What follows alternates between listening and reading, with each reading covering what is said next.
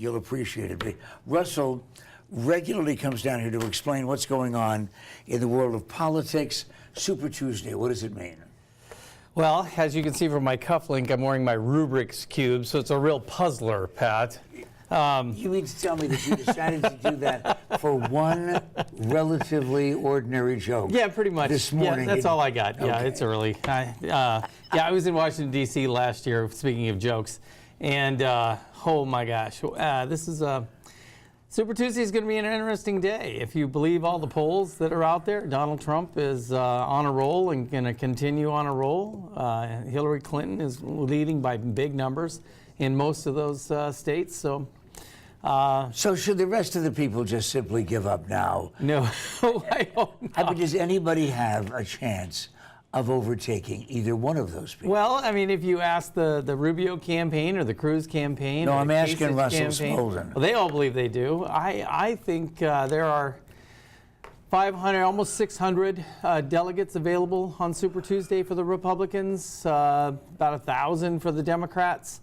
It would be mathematically pretty difficult for somebody, if Trump and Clinton are the two big winners tomorrow, going to be pretty tough for somebody to overtake them. Hold on just a second. We're getting a call, did you say, from Chandler? Somebody from Chandler wants to know, what does this guy know? Who is he? Russell Smoldon from B3, and they still don't know what that means. What is it? Well, B3 Strategies is a political consulting company. That's my company. It stands for Brick by Brick. We build public policy brick by brick. Partisan policies? Actually, as independent as we can be, we like both sides. So, yeah, we're issue related. We represent children's hospitals, data centers, forest products companies. Can't go wrong with environmental those. groups. We do lots of different things at the legislature and in Congress. Okay, represent the entire state of Arizona right now by letting people know when the action is going to be centered here. Well, March 22nd is Arizona's primary. Unfortunately, if you're not registered as a Republican and not registered as a Democrat as of February 22nd of this last month, you cannot vote in this primary. Why did they do that, considering the fact that there are more independents now than Democrats or Republicans? Well, remember, traditionally, Republicans and Democrats, who are the two major parties, independents, it's true, there are more of them now in Arizona than there are the other two parties. Actually, independents outnumber Republicans and Democrats. So traditionally, those were set as caucuses, meaning the parties got together and they picked their nominee. We morphed into a presidential primary where all Republicans and all Democrats got to vote in their own primary.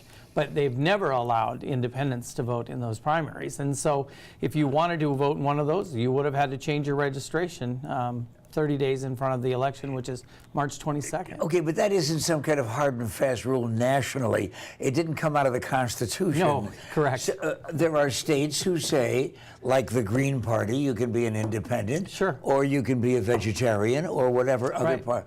Not here. We have actually the Green Party. You can vote as a Green Party member here. But they not have a an candidate, independent. but not as an independent. That's correct. Now there is a bill in the legislature that would change how we do the primary, so that we would go back to a caucus structure like they do in Iowa. Russell, when you look back over the last few weeks, they've been dropping like flies. Yeah. Started out with the approximate population of Delaware running for president, and now it's down to a handful. When somebody drops out of a presidential race and they have acquired that war chest of millions of dollars, what becomes of that money? Well, I think Jeb Bush, who's raised about $150 million in his super PAC, I think he spent every dime of it. $25,000 on a vote. Yeah. Oh no, it's incredible it's incredible to me that they could spend it. Number one, it's incredible to me that somebody gives it to them. But did they get to keep it? Oh no. It's considered a campaign, so they could spend it on a new computer, probably a car. You say, oh no, like no. The politicians wouldn't find some nefarious use for millions of dollars. No chance. No. Absolutely not. The activities of B3 during the election. What's going on with your company? Well, we're just primarily following what's going to happen. We represent a lot of different clients, and so those clients will be interested in what happens in the election.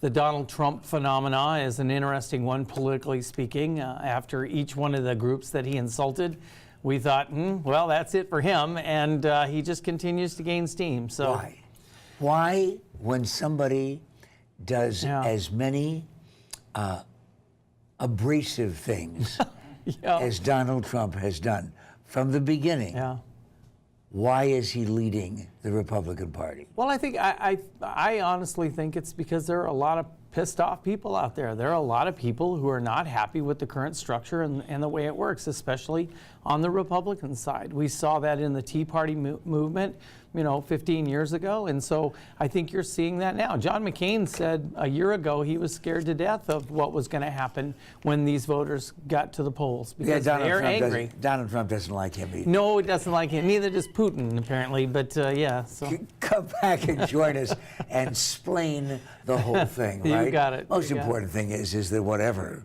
March 22nd is the date when you do have a voice, whether you like it or not. This is Pat. Stick around.